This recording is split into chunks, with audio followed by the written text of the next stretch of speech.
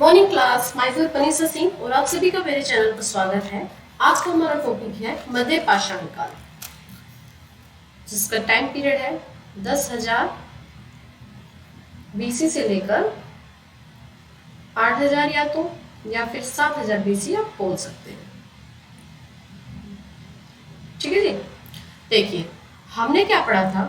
हमने पढ़ा था पिछली क्लास में निम्न पुरापाषाण काल और मध्य पुरापाषाण काल, ये हमने स्टडी किया और उसके साथ ही हमने उच्च पुरापाषाण काल पढ़ा। अब उच्च पुरापाषाण काल आते आते हमने कुछ चीजों में परिवर्तन आया था, क्योंकि हमने बताया था टेम्परेचर डाउन है। जब टेम्परेचर डाउन है तो क्या होगा? आइस एज था तो वेजिटेरियन नहीं होगा, तो जो आदमी है, जो मानव है, वो हंटिंग करेगा, नेचुरल या तो नेचुरल चीजों पर रहेगा, कंदमूल खाएगा या जानवरों का शिकार करेगा, और ओपन लैंड फॉर्म में नहीं रहेगा, शेल्टर बना के रहेगा, और अधिक से अधिक आखेट संग्रह करेगा, खाना बदोश करेगा। ठीक। और मध्य पुरापाषाण काल तक आते आते उन्होंने आग का आविष्कार सीख लिया था, और आग का आविष्कार सीखने पर कई फायदे हुए। एक तो पहले कच्चा मांस खाता था जानवरों का, फिर उसे पकाकर खाने लगा। उसके बाद उस आग के आविष्कार से वो जानवरों को जो ओपन लैंडफॉर्म में नहीं रहते थे, जो ये गुफाएं बनाकर रहते थे, वहां पर जानवरों का खतरा होता था, तो आग से जानवरों को भी डराने लगा। तो इस तरह से परिवर्तन आता गया और मध्य पुरापाषाण काल तक आते आते बहुत सी चीजों में परिवर्तन आया। उच्च पुरापाषाण काल में आते आते ये सबसे लॉन्गेस्ट पीरियड माना जाता है। पुरापाषाण काल को इतिहास का सबसे बड़ा काल माना जाता है। ठीक है, आपने देखा था कि उसका जो टाइम पीरियड था वो बहुत लंबा था। 20 लाख ईसा पूर्व से लेकर कहां से कहां तक था? 20 लाख बीसी से लेकर 10,000 ईसा पूर्व तक था। ठीक है, तो अब हम पढ़ेंगे मध्य पाषाण। तो ये 10,000 बीसी से लेकर 7,000 बीसी तक, और इस काल के आते आते देखिए हमें सबसे क्या चेंज आया और इसको मेसोलिथिक क्यों कहा गया। तो इसके कई कारण हैं। पहले बात तो ये कि क्लाइमेट चेंज हो रहा है, टेम्परेचर हाई हो रहा है। जब टेम्परेचर हाई हो रहा है तो रेनफॉल भी बढ़ेगा। देखो, परिवर्तन हुआ, टेम्परेचर बढ़ा तो क्या होगा? वर्षा में वृद्धि होगी। वर्षा में वृद्धि, जब वर्षा में वृद्धि होगी तो वेजिटेरियन बढ़ेगा, और जब वेजिटेरियन बढ़ेगा तो वनस्पतियों में वृद्धि होगी। ठीक ठीक। और जब वनस्पतियों में वृद्धि होगी तो जो ग्रास लैंड है वो क्या होंगे? ग्रास लैंड बढ़ेंगे तो क्या होगा? एनिमल भी बढ़ेंगे। ठीक है जी, एनिमल भी बढ़ेंगे, जैसे घास खाने वाले जानवर, खरगोश, भेड़, बकरी, ये भी सब इनकी वृद्धि होगी। देखिए, इनमें से कुछ लोगों को खरगोश, बकरी आदियों का शिकार करने के लिए, क्योंकि जो बहुत तेज तर्रार जानवर है, उनको शिकार करने के लिए हमें क्या होगा? दो चेंज क्यों आया? शिकार करने की तकनीक में फिर हमारे पास तकनीक में परिवर्तन आएगा, क्योंकि वो बहुत तेज तर्रार जानवर है। तो उसके लिए मानव ने क्या यूज किया? तीर धनुष, भाले, गोले। देखो, पैलियोलिथिक पीरियड में बड़े बड़े स्टोन हुआ करते थे। अब देखिए, पहले बड़े पत्थर से पहले मारते थे जानवर को, फिर उसके बाद नुकीले पत्थर से क्या किया जाता था? उसको फाड़ दिया जाता था, मार दिया जाता था, और उसके खाल को निकालकर अपने आखिर के लिए वो यूज करते थे। लेकिन अब जानवर ग्रासलैंड वाले हो चुके हैं, जो बहुत तेज तर्रार होते हैं, तो फुर्तीले जानवरों को मारने के लिए पैलियोलिथिक साइंस में जो थे, ग्रुप हंटिंग किया करते थे। ठीक है जी, खाना बदोश किया करते थे। लेकिन अब जो है एनिमल छोटे हो चुके हैं, तो अब क्या होगा? जब एनिमल छोटे हो गए हैं तो तीर धनुष का यूज किया जाएगा, भाले का यूज किया जाएगा, गुलेल से यूज किया जाएगा। ठीक है, ये समझ में आया कि मेसोलिथिक में जो औजार है वो छोटे रूप में क्यों आए थे? क्योंकि एनिमल जो थे बहुत तेज तर्रार थे। ठीक है जी। हिरन का शिकार या खरगोश का शिकार करने के लिए अगर हम पत्थर उठाएंगे इतनी देर में तो वो निकल लेंगे, तो हमें अपने शिकार करने की जो तकनीक में परिवर्तन करना पड़ा। यही कारण था कि तीर धनुष, भाले और बुलेट भी यूज किया। ये आपको समझ में आया? ठीक है। तो मेसोलिथिक पीरियड में हथियार के जो साइज था वो 1 से 8 सेंटीमीटर। ठीक है। देखिए, मछली जो था वो भोजन का महत्वपूर्ण स्रोत था, साथ ही नदियों का महत्व भी बढ़ गया था। ठीक जी, क्या हो गया था?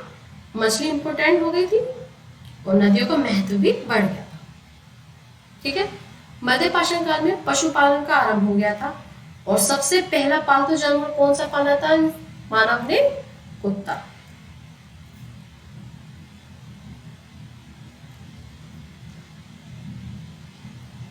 देखिए, नोट, बसने की प्रक्रिया का आरंभ मध्य पाषाण काल में ही हो चुका था। ये बहुत इंपॉर्टेंट बात है।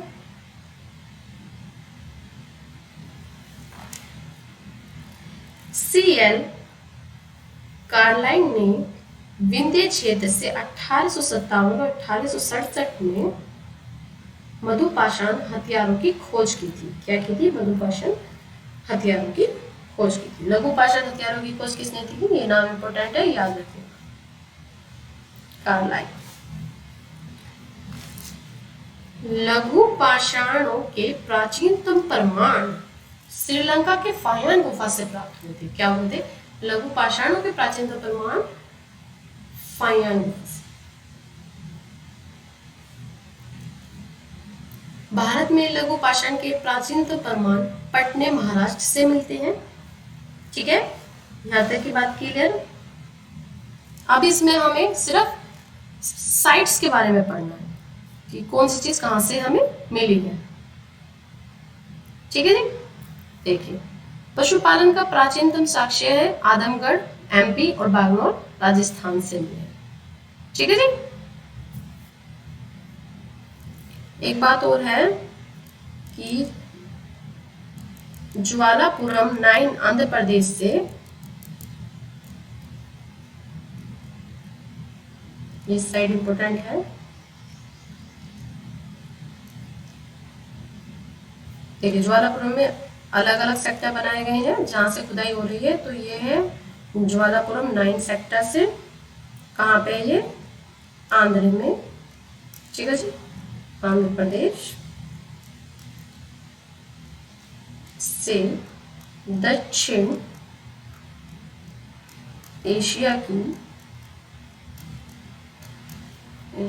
प्राचीनतम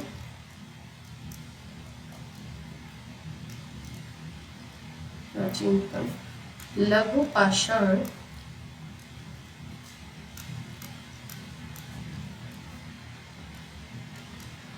कारखाना मिला है। ठीक है। नेक्स्ट इंपोर्टेंट बात, पशुपालन का प्राचीनतम साक्ष्य आदमगढ़ MP और बागनौर राजस्थान से।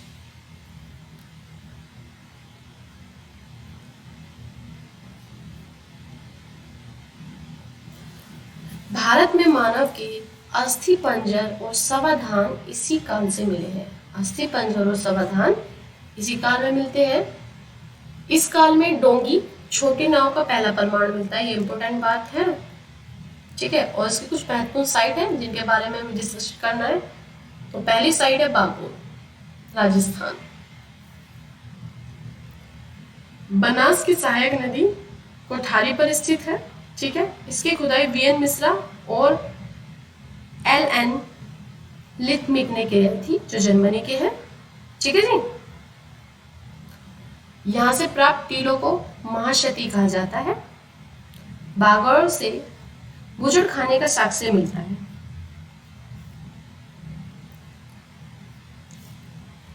चार मानव कंकाल भी यहां से प्राप्त हुए हैं। It's important.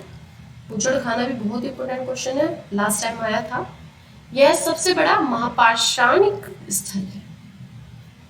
ठीक है। अब देखिए, ये तो हो गई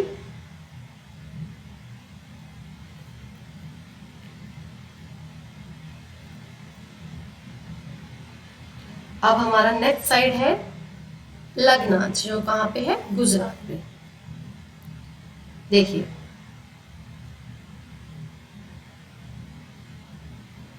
एच.डी. संकानिया द्वारा उत्खनन 1941 में, ठीक है जी, लग्नास का 14 मानव कंकाल मिले हैं। कुछ खोपड़ियां जो मिली हैं वो कटी फटी अवस्था में प्राप्त हुई है, ठीक है। यहाँ के लोग निर्भक्षित है, इस बात के हमें क्या मिलती है, साक्ष्य मिलता है, ठीक है। मुड़े हुए पैरों वाला व्यक्ति का सावधान भी मिला है यहाँ से, ठीक जी। और तांबे का चाकू भी मिला है।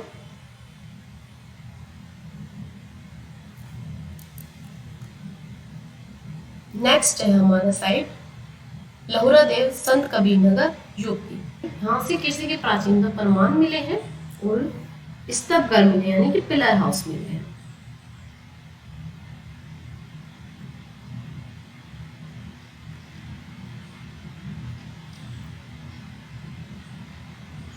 नेक्स्ट है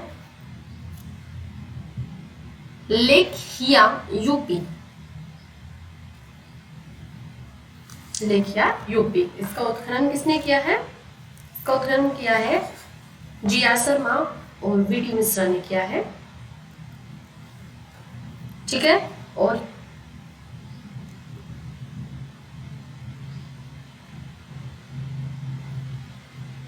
देखिए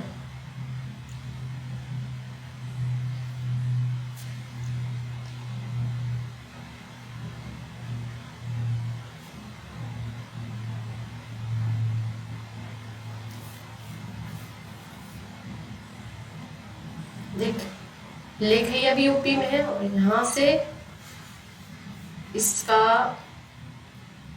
17 या 27, कुछ बुकों में 27 है, कुछ में 17 है, तो यहाँ से 17 या 27 मानव कंकाल या नर कंकाल मिले हैं, ठीक है।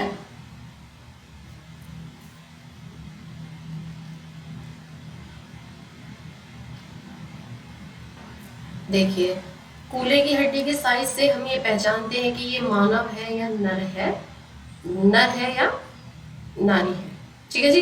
क्योंकि जो लेडीज है उनकी जो कूल्हे की हड्डी है उनका साइज जो चौड़ा होता है, इसी कारण यहाँ पे पहचाना गया था कि यहाँ पे ये नर कंकाल है, ठीक।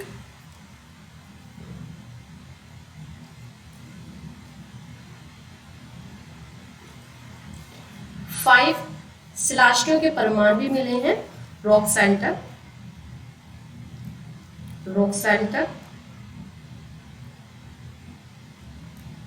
ठीक है जी, रॉक सेंटर, और साथ में केव पेंटिंग,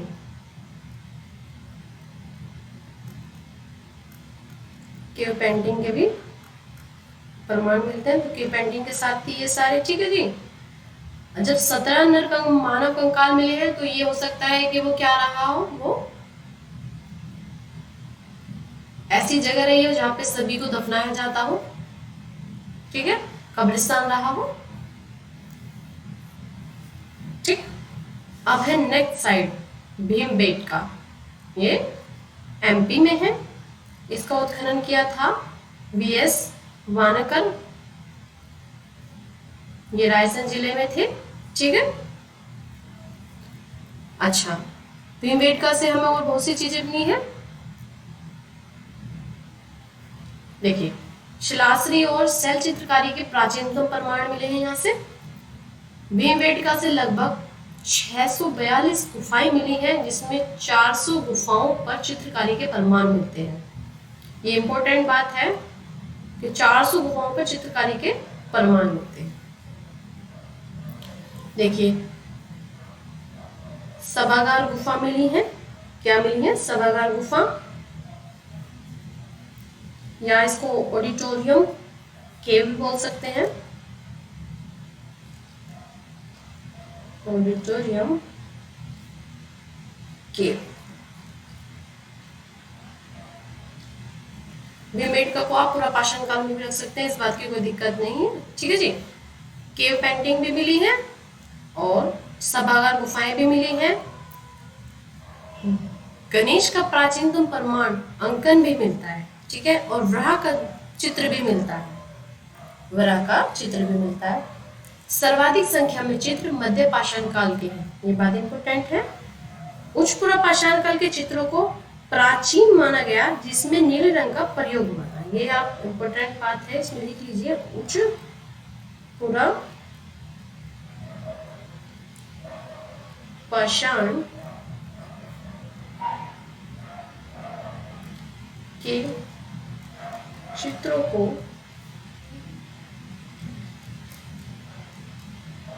प्राचीनतम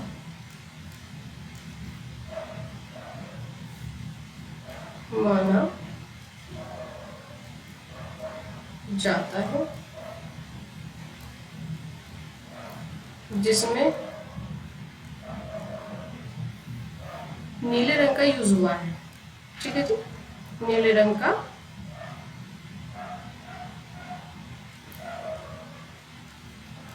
यूज हुआ है। ठीक है, अब हमारी नेक्स्ट साइड है चौपानी। मान लो ये भी आपका कहाँ पे है, ये भी आपका यूपी में है। यहाँ से ये उत्खनन किसने करवाया था, बीडी मिश्रा द्वारा। और यहाँ पर 13 हंट हाउस मधुमक्खी के छत्ते के डिजाइन पर बने हुए हैं। ठीक, हस्त निर्मित मृद भांड का प्राचीनतम प्रमाण भी यहीं से मिलता है। ठीक है, अब नेक्स्ट है साइड सराय नहर राय यूपी और महादा यूपी। ये प्राचीनतम मध्य पाषाणिक स्थल है। यहाँ पर सर्वप्रथम मानव कंकाल और स्तंभ के चूल्हे के प्रमाण यहीं से मिलते हैं। ठीक है, ये इंपॉर्टेंट बात है। अच्छा, सराय नहर राय से जो उत्खनन किसने करवाया, इनका उत्खनन करवाया केसी ओझा। केसी ओझा, ठीक है। और इसमें क्या मिला था, इसमें 14 समाधान मिले थे, समाधान। ठीक है, 8 गत चूल्हे मिले हैं। क्या मिले हैं, 8 गत चूल्हे मिले हैं। एक ही कबर में, एक ही कब्र में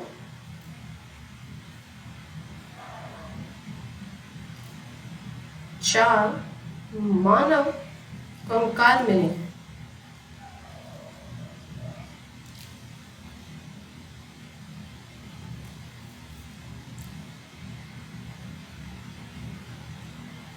कंकाल मिले हैं। ठीक है जी, याद रखना, सर्वप्रथम मानव कंकाल या स्तंभगत चूल्हे के प्रमाण सराय नहर राय और माधा यूपी से ही मिलते हैं। यहां से एक बात को और पता चलता है कि मानव आक्रमण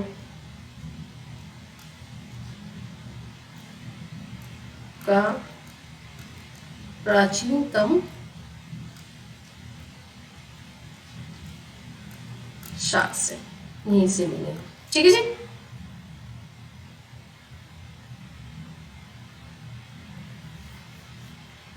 ये 4 मानव कंकाल मिले हैं, तो इसमें यह बोला जा सकता है कि आक्रमण का साक्ष्य था कि मानव आपस में संघर्ष हुआ होगा, जिस कारण ये 4 व्यक्ति एक साथ दफनाए गए थे। ठीक है, इसी तरह महादहा यूपी में, दहा यूपी,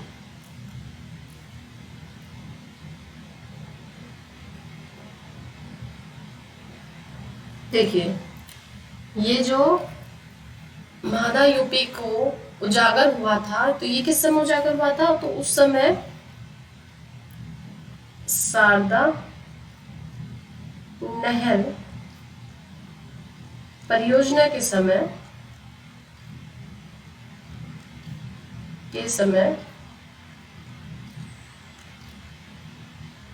यह स्थल प्रकाश में आया।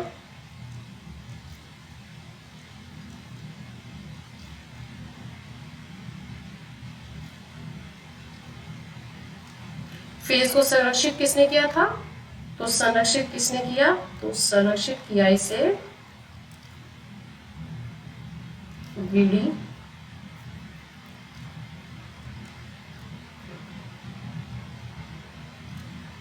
मिश्रा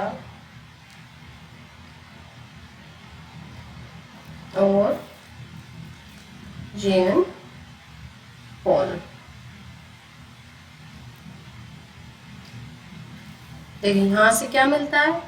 यहां से मिलती है हमें युग्मित समाधि। युग्मित समाधि यानी कि कपल बरियर युग्मित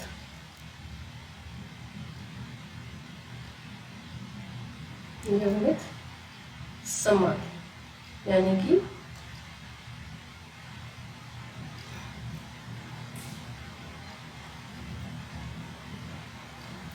स्त्री और पुरुष को साथ दफनाने के प्रमाण। स्त्री और पुरुष को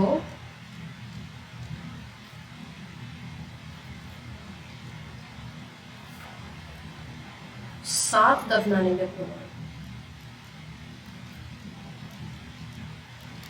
साथ दफनाने के प्रमाण। यहां पर 35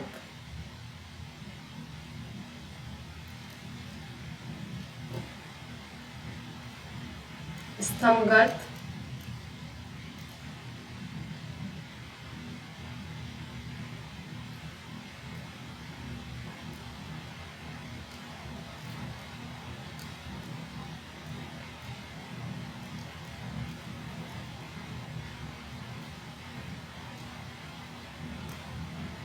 चूल्हे के प्रमाण। नेक्स्ट भूषण खाने के प्रमाण भी यहीं से मिले हैं। ठीक, ये थे हमारे महत्वपूर्ण साइट्स। और भी बहुत महत्वपूर्ण साइट्स हैं। देखिए जिसमें एक साइट है इम्पोर्टेंट हमारे लिए, दमदमा। दमदमा ये भी कहाँ है? यूपी में। तो यहाँ क्या मिले हैं? मुड़े हुए सावधान मिले हुए, सावधान। यहाँ पर भी क्या मिले हमें? 41 मानव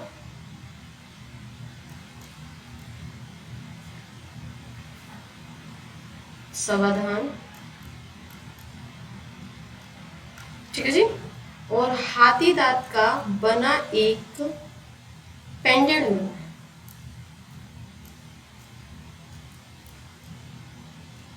हाथी दांत का बना एक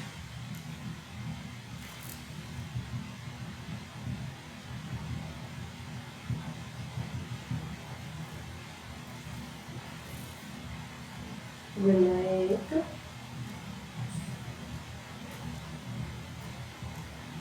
पेंडेंट। पेंडेंट समझते हो ना, गले में जो पहना जाता है, पेंडेंट मिला है।